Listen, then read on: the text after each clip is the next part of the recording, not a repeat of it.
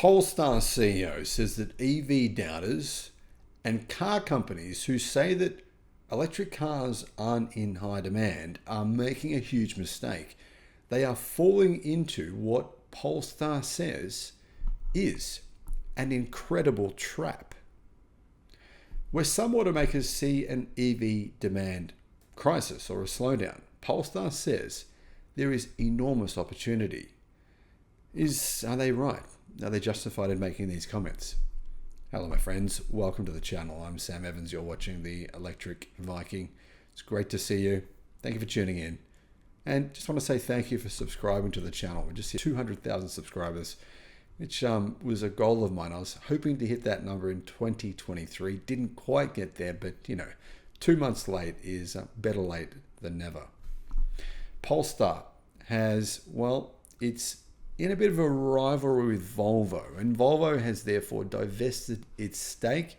That said, it doesn't make any sense. To be honest, Geely is the parent company of both Volvo and Polestar, so I don't understand any of that stuff works.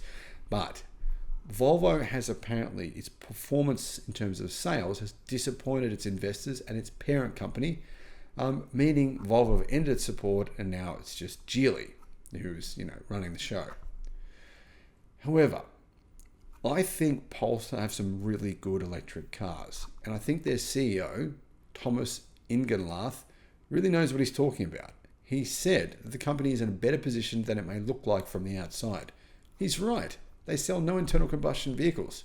I mean, imagine if Polestar was had production lines and factories and all this money and all these staff and all robots and all this other stuff invested into making a product that is about to be completely obsolete. That would mean they would have a bit of a handicap. They don't have any of that handicap whatsoever, and they make their vehicles in China. As far as I'm concerned, that's a pretty good step up. Plus, they have the image. They have this premium image. I think a lot of people think they're, real serious rivals to BMW, to Mercedes, to Audi. I mean, realistically, they are. What about Polestar is not as good as those three brands? I think they are. Anyway, although EV sales increased significantly in 2022 and 2023, a lot of the media is saying that EVs aren't in demand. Now, I believe this is nonsense. I just published a video. EV sales were up 29% in January this year. 29% versus last year. Pretty good rise, in my opinion. Anyhow, companies that have committed to transitioning entirely to electric cars, and companies who, had started to invest in more production like Ford and General Motors, they've recently reversed their stance, opting to rely more on internal combustion and hybrids. And they're falling into a trap, says Polestar, because there's going to be a rebound in EV sales. It's right around the corner. We already know there is. Come on, guys. I mean, EV is going to be cheaper to manufacture by the end of next year, without question. Battery pack prices are said to come down by 50% this year. They came down 40% last year. At what point do you think, hey, if it's cheaper to make an electric car, why would they not be in more demand? If you can sell them more easily than internal combustion at the same price, which is a no-brainer, then it's only a matter of time before EVs become the dominant vehicle worldwide. It's probably a matter of a very short period of time. Ingenlath contends that automakers are falling into a trap. Of course, they're doing what's comfortable. They're doing what they find they've always done for 50 or 100 years. They can just continue to run business as usual, but business isn't as usual. If you run business as usual, you're ripe for what? Exactly, disruption. There's an incredible threat and danger, he said, if you don't embrace future innovation and believe in the new technology.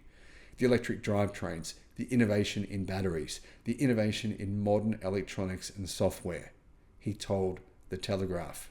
If you don't participate in that and think you can wait, I think a lot of these companies think they can just wait forever, and customers are ready for it, he says, it's an incredible trap. This is, I believe, a situation he has summed up perfectly. I mean, full kudos to him. We've all been trying to explain this, what's going on, to these idiotic CEOs of these car manufacturers, and they just don't understand. And he's basically told them right to their faces, just slapped them in the face and said, wake up, you morons, and he explained it very concisely.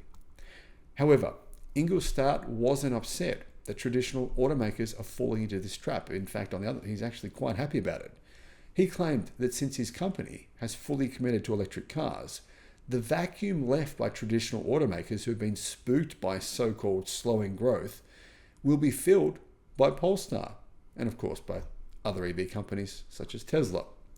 It's an incredible opportunity for Polestar that in that sector of premium performance cars, there is indeed not that much competition coming, he said.